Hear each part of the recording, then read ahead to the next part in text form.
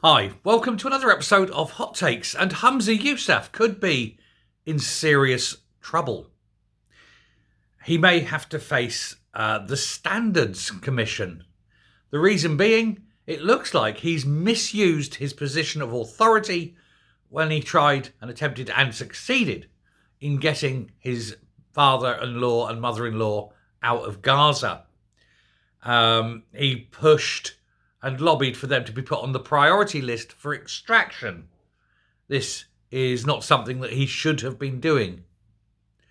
This is obviously after what happened on October the 7th last year, nearly a year ago now, good Lord. But Gaza was already on a list of places that the Foreign Office deemed to be unsafe and recommended people from Britain do not go to, for obvious reasons, as it became clear after they invaded Israel and killed 1,200 people, including the murder of babies. So they then started reaping what they sowed, and I have no sympathy before anyone starts thinking that I'm trying to defend them. I'm not. They get what they deserve. But official documents have been revealed. They've come into the public sphere now. They've had the harsh light of day shone upon them. And it shows that Yousaf lobbied the Foreign Office in this bid to get these people out nearer to the front of the queue, if you will, bump them up, push them into first class.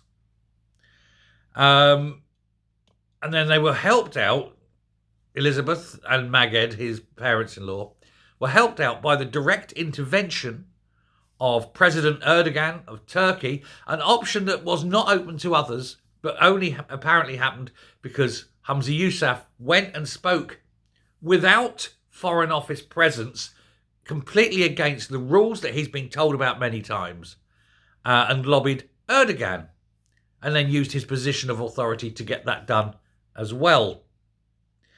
Erdogan accepted that he could help and agreed to take them as refugees, but no one else. Because the last thing Turkey wants is any refugees coming from Gaza. They're very, very clear on this. The Turks don't like the Gazans at all. But as a personal favour, because of the lobbying, he did this for Humza Yousaf. Now, freedom of information bids have gone in. And the correspondence that's been released subsequent to those FOI reports being answered. It shows that the First Minister's private office, so his direct office as the First Minister, not him as an individual, showed that he lobbied the Foreign Office, that he lobbied ministers directly, moaning on about the plight of his parents-in-law, who were just some of hundreds of British citizens, not necessarily British as such, but British citizens who were trapped in Gaza and who couldn't come through.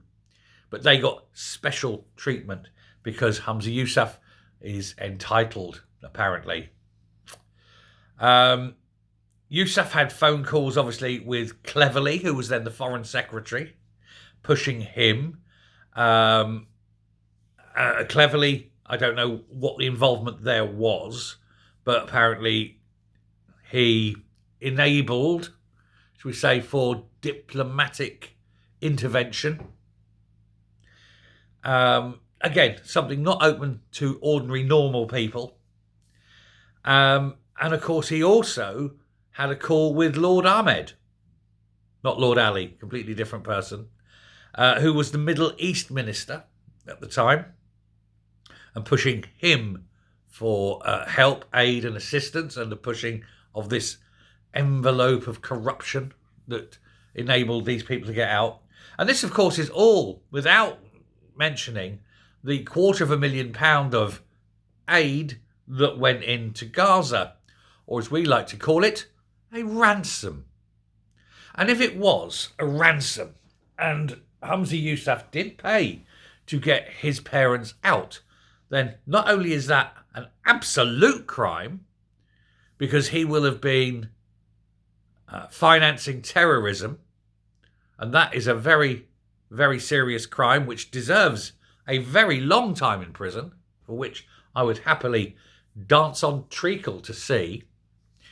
But it would have also meant that the taxpayer has been forced to pay for his personal family escape. That also, I think, would be a crime, and it stinks in every conceivable way. Now, a further request, freedom of information request, has released a further tranche, I suppose, of very difficult documents for Humza Yousaf, as we say. They're very, very dangerous for him. And they released the messages on WhatsApp and emails with officials.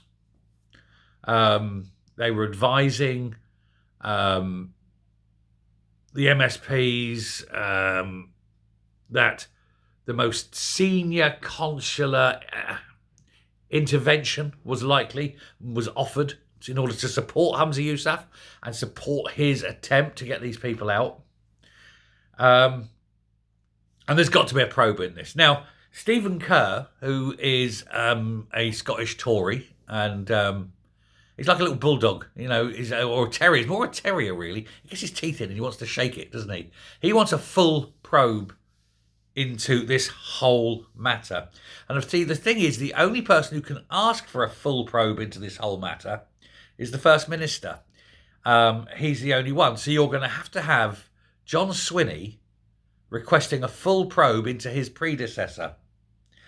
Whether he does or not remains to be seen. I suspect he won't, which will be very, very bad optically, because he'll be seen to be conniving with possibly the funding of terrorism and the hiding of truth.